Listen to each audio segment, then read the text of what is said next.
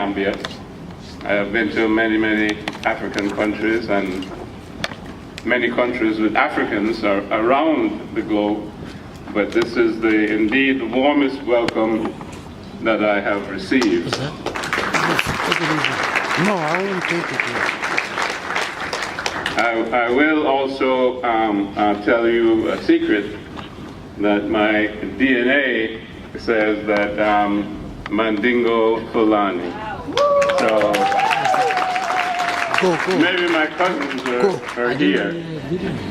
Okay. So I'm sorry. I have chosen sort of as a subtext African culture, the basis for the African Renaissance. In order to deal with this topic appropriately, it's important to understand the context of our time and how we got here. Because if you wish to know the present, you must look at the past and analyze it. Approximately 200,000 years ago, our species started in the northeast corner and eastern part of Africa, in the Great Lakes region around Mount Kilimanjaro. From there, migration took place within Africa and outside Africa through the Sinai Peninsula, across the Red Sea, and across the Straits of Gibraltar. The original man was black. My brother Runoko has alluded to that. And racial differentiation took place in Europe somewhere around 40,000 to 20,000 years ago, and in Asia, 15,000 to 10,000 years ago. I want you to understand then, if you subtract, let's say, 50 from 200,000, you realize that we were the only people on the face of the earth for 150,000 years. How does that make you feel? You understand? We're the first people, right? So don't let anybody tell you you're the third world, second world, or whatever. Doesn't make any sense. We're the first people, therefore we're the first everything. More than 10,000 years ago, settled habitation for more than 100 people became sustainable along the banks of the Nile. About 5,000 years ago, 3,150 BC, under Menes, Upper and Lower Egypt were united. The world's first nation state was born. Once again, we created the first. So you see, we have created, one thing, I think Runoko alluded to this, we created the first everything. Because we're the first people, and we created the first civilization, and everything that civilization meant. A system of government was devised to administer the business of the state: mathematics, science, astronomy, architecture, agriculture, writing, art, literature. All the basic necessities of a civilized existence were invented and spread throughout the world by us. I paused because I wanted to sink in. By us. All right. Egypt ruled the world for centuries and maintained a stable government for 3,000 years. An unrivaled situation in the world even to today. We had the Greek Empire, the Roman Empire, the English Empire, the French Empire, and the US Empire, and the US Empire has fallen. What was the basis of this remarkable creativity and stability? The foundation on which it rested was the spiritual understanding and the philosophy of those ancient Africans in Egypt. From the continuous experience of self and the observation of nature over thousands of years, Africans developed a body of knowledge which was later formalized as his religion, philosophy, and science. The origin was the interior of Africa, Ethiopia, Kush, Nubia, and passed down the Nile to Egypt, which is our best documented classical civilization. By the use of introspection, the ancient African was able to get to know himself. This knowledge indicated both a spiritual and a material self harnessed together. The individual was an indivisible duality of spirit and matter. Raising one's consciousness to the highest level of one's spirit gave a conscious experience of the unity of the cosmos. Just as one experiences one's body as a unity and not a collection of individual cells or organs, so one can experience one's spirit as a unity with the cosmos. And it is in this way that the cosmos is thought of as God, and man is made in God's image. You see, we never had an understanding that God was out there. We always knew God was in here. God was in everything. The universe was God. There's nothing outside the universe. Other people have come up with some doctrine called monotheism, claiming that there's a God out there. Never been proven. It's an unproven hypothesis. There's no God out there. There's nothing to worship out there. God is here. God is in you. God is in me. God created everything.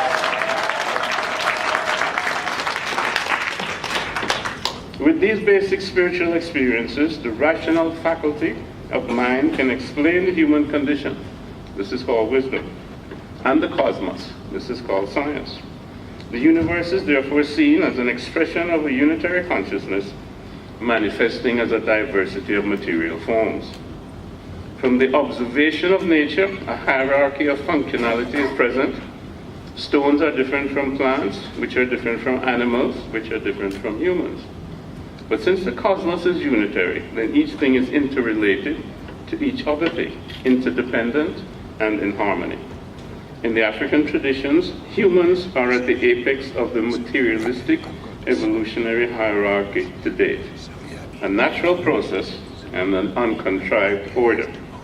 Each of us shares in the divine consciousness that is omnipresent, omniscient, and omnipotent. We are qualitatively similar, but not quantitative, like a drop of water to the ocean. Each of us, however, is a similar drop and are spiritually equal. This is the basis of our equality, not our physical selves, which are obviously diverse and unequal.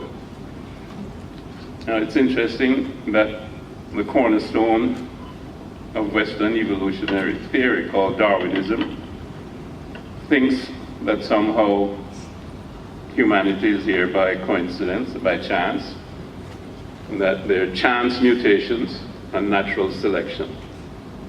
What that really means is that there's no intelligence in the universe. Yet still these are people who would claim that they're intelligent. But they disprove their own assumption of intelligence, because how can you have an intelligent human being in an unintelligent universe? Doesn't make any sense if you're connected, if you're related. And of course we're connected. We come from Earth and we go back to Earth. There's no question about that. Okay, so there's intelligence in the universe, and this is something that we as a people have always known. We didn't get here by chance. We came here by design. And if you look at the universe, you'll see it has order and it has design. Look at anything. Colony of bees, a colony of ants, birds, everything. It's all order. I look at the seasons, it's all order. And we understood this more than 200,000 years ago. We're also different from all other entities by having a free will. We can choose what to say or do and how to think and act. The ability to choose is the basis of our freedom and our creativity. That is, our ability to change our environment as we choose. We thus create our own universe. This again shows that we are like divinity in being able to choose and create. Divinity creates the total universe. Each of us creates our own little universe, and that interacts with each other and the total universe, which is a natural organic process. This is the original systems theory, which is endemic to us. All value, therefore, lies in our humanity, the essence of which is divinity. We do not look outside ourselves for value in material things. Our value is in our self-worth. All peace, happiness, and prosperity comes from within. Since we are one with the entire universe, how can we be any richer or more prosperous? That is what wealth really means. The experience that we are complete and lack nothing. Since we are omnipotent and omniscient, how can we be more at peace or more secure? And since we're in harmony with everything, how can we be any happier? The absolute spiritual equality of all humans is the absolute basis of ethics and morality. So ethics and morality comes out of our actual existence as human beings. It's not something that you have to think of, it's intrinsic in nature. If all humans are equal and identical spiritually, then I should treat my brother or sister as I treat myself and as I wish to be treated. If I give to others, I give therefore to myself. I give to others also that they may give. The function of cause and effect in human personal relations. If I assume that everyone is just like me, I'll treat them just as I treat myself, with love and respect. I will minister to their needs and extend a helping hand. This is also the basis for the creation of social institutions, cooperation, inclusiveness, meeting human needs, and creating an environment where human nature is nurtured and developed. The highest value is placed on interpersonal relationships, the cement of which is love, that is wanting happiness for all humans, not what we call making love, and compassion, which is wanting to remove suffering from all humans.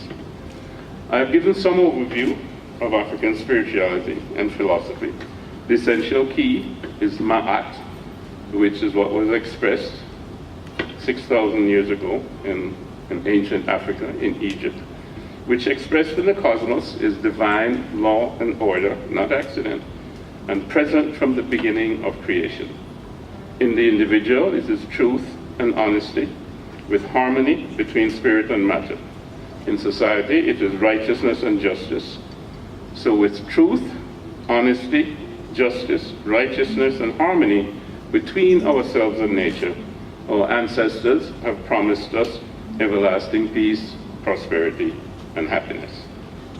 This is a paradigm that was intrinsic in African religions from the Assyrian, that is the ancient Egyptian religion, the Yoruba, Akan, and Zulu, and expressed in all African cultures as documented by Sheikh Anta Diop in his books, Pre-Colonial Black Africa and The Cultural Unity of Black Africa.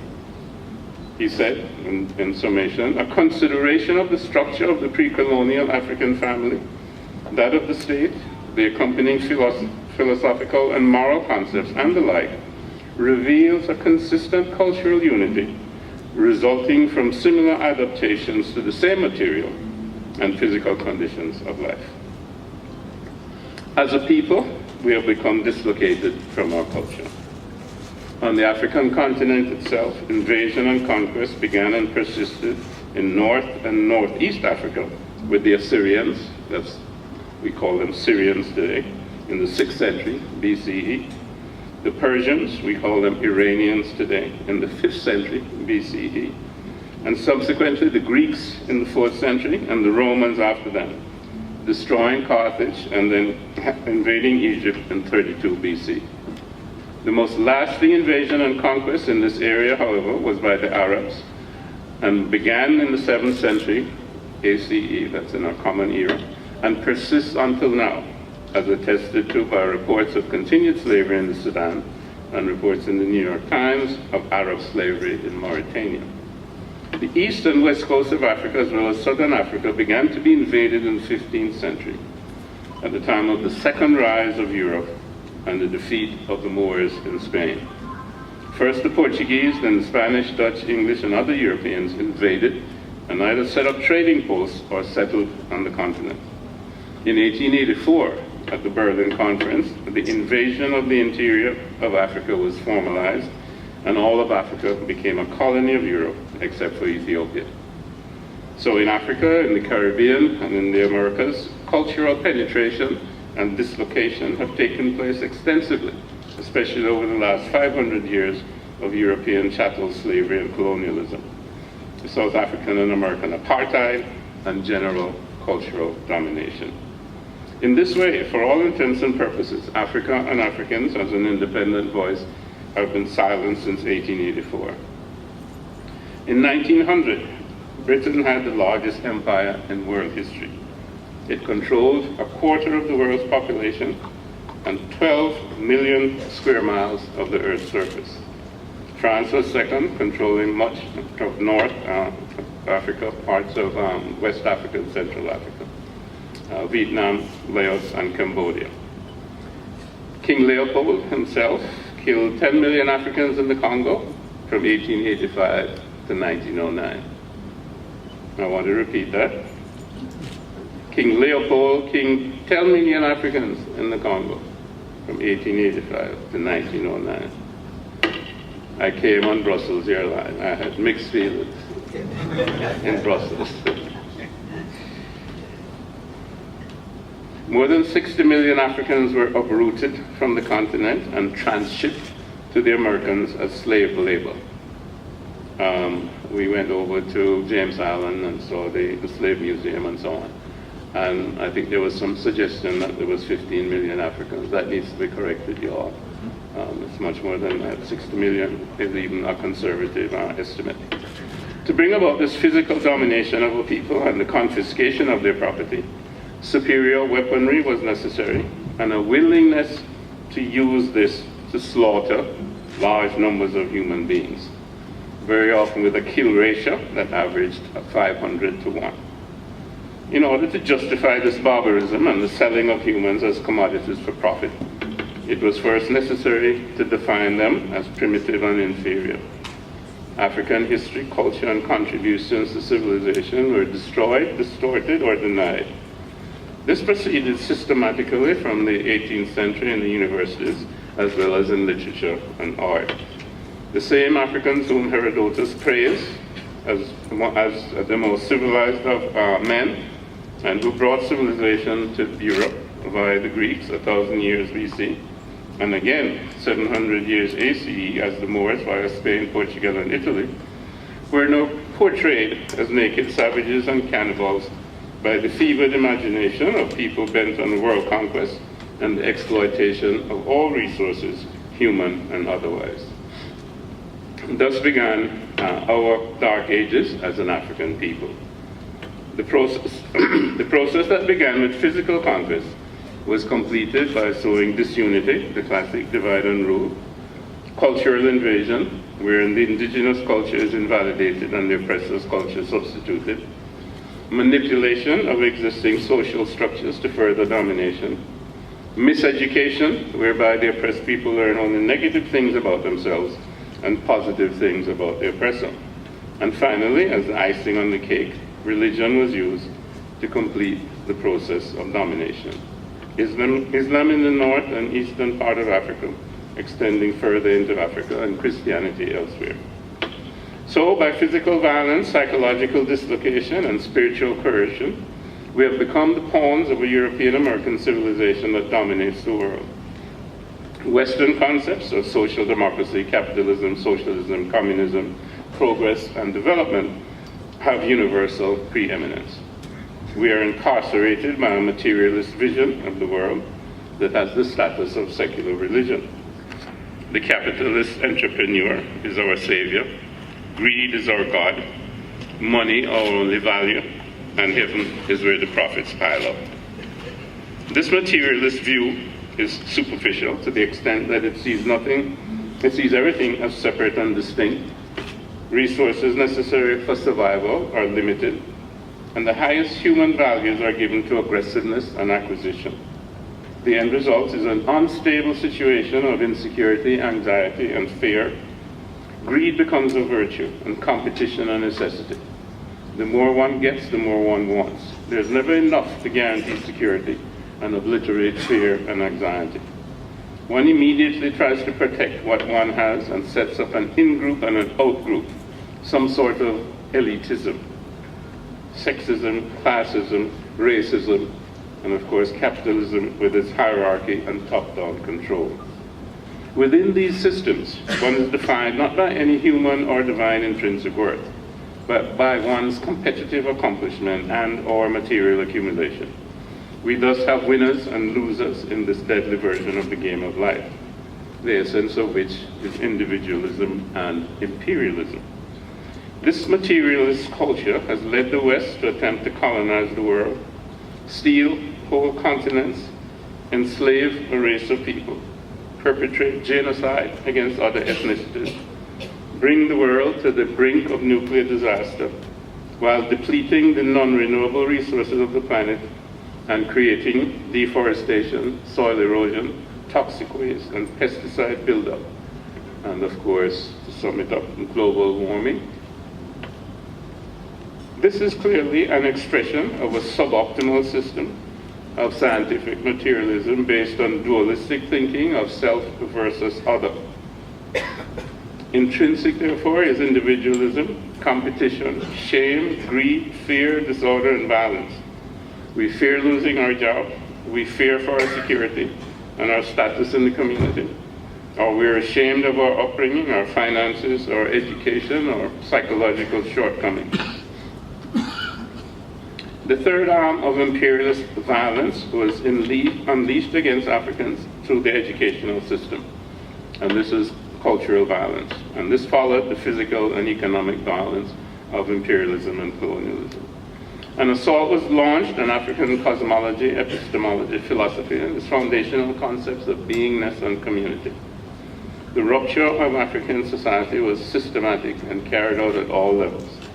The intent was to make the African believe that anything Africa was inferior: thought, language, traditional ways of living and understanding the world. In short, culture. A system of miseducation was put in place to capture the minds and hearts of those already physically captured. Thus began the psychological violence of the classroom, because to complete the domination of a people, their mental universe must also be dominated. The student was exposed exclusively to a culture that was a product of a world external to himself, while in his own culture, in all its forms, it was denigrated and undervalued. The child was thus alienated from his own culture, and some would even learn to sing the virtues of the oppressor.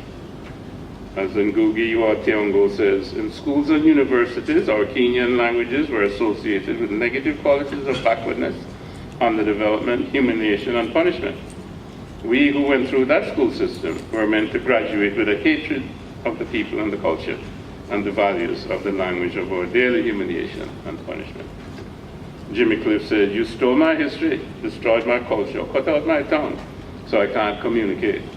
Then you mediate and separate, hide my whole way of life, so myself I should hate." So the miseducated African is systematically placed outside his own culture. He doesn't know who he is, why he's here, where he came from, what is the purpose of his life, and how to change the conditions of his life. In this dissociated state, he stands on the foundation of self-doubt and self-hate. The only light that shines in that heart of darkness is the glorification of European American culture that he has been taught. So he learns to speak like a European, dress like a European, and think like a European.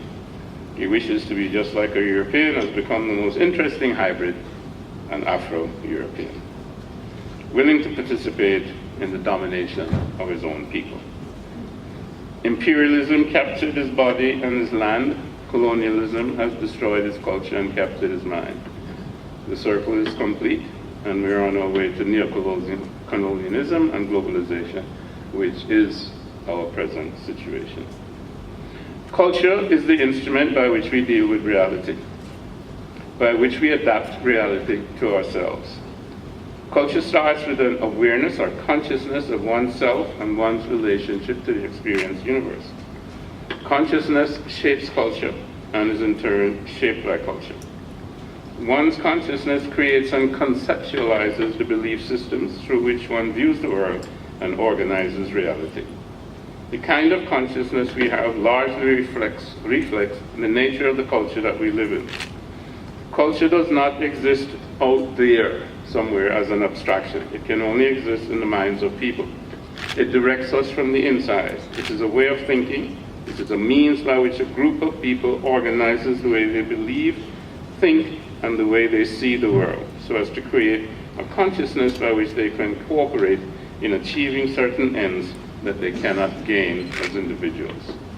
So culture, broadly speaking, can be defined as any group's design for living, surviving, and adapting to its universe. Thus, culture is an instrument of power, because power is our ability to define reality. Culture is an instrument of power. Power is our ability to define reality. If we give up our culture and allow it to be replaced by somebody else's culture, then we have given up our power to control reality and have become the servants of somebody else. No tree can grow without roots. Marcus Garvey said, a people without the knowledge of their past history, origin, and culture is like a tree without roots.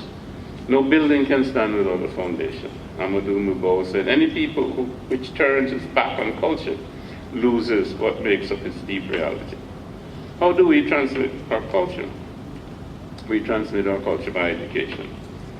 We Africans have a spiritual culture, and when we repair our cultural breach, we will have liberated our minds from mental slavery, restored our self-esteem and self-confidence, and opened up the infinite resources of our creative intelligence. We must understand that one of the purposes of education is to build character. Not only to make better things, which is a European perspective, but to build better people, which is an African perspective. Education can be defined as the total process of human learning by which human faculties are developed, knowledge is transmitted, individual skills acquired, and character brought out. Martin Luther King said, it seems to me that education has a twofold function to perform in the life of man and in society. The one is utility and the other is culture. Education must enable a man to become more efficient, to achieve with increasing facility the legitimate goals of his life. But education which stops at efficiency may prove the greatest menace to society. The most dangerous criminal may be gifted without limit, but have no morals. We must remember that intelligence is not enough. Intelligence plus character, that is the goal of true education. The complete education gives one, not only the power of concentration, but worthy objectives upon which to concentrate. He goes on to say, education will therefore transmit to one not only the accumulated knowledge of the race, but also the accumulated experience of social living. If we are not careful, our colleges will produce a group of closed-minded, unscientific, illogical propagandists consumed by immoral acts. Be careful, brethren, be careful, teachers. That's Martin Luther King. If we look at the etymology of the word education, it comes from the Latin. It's made up of ex, meaning out of, and ducere, meaning to lead. So it means to lead out of. The teacher must lead out of the child that critical consciousness and intelligence that will allow the child to see him or herself as he or she really is, and the world as it really is, and begin the process of transforming the world to make it a better place for all to live in. The magnificent purpose of education, then, is to humanize and socialize our species. Our vision of humanity as an African people has always been a trinity of spirit, mind, and body.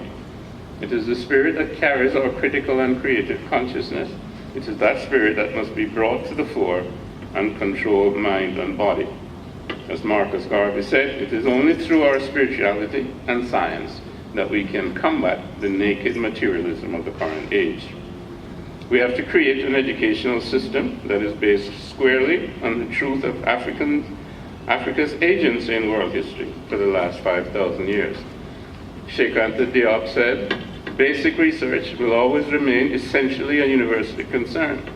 Exhumation and revocation work on our history for the period from antiquity to the present can and must be undertaken in a systematic way for all of Eastern, Central, and Southern Africa. He already had accomplished Northern Africa. So historical consciousness is properly restored and historical unity will have become manifest. They have further argued that the cultural personality of Africa is inseparable from the restoration of our collective historical consciousness, which is the main source of our creativity. Man must create to survive. Only in continuous creativity can he ensure his survival. He must create to survive, not imitate to survive. He must create to survive. Without overthrowing cultural imperialism, Africa cannot create its own economic or political system or our own appropriate developmental model. Marcus Garvey said, we are going to emancipate ourselves from mental slavery because whilst others might free the body, none but ourselves can free the mind.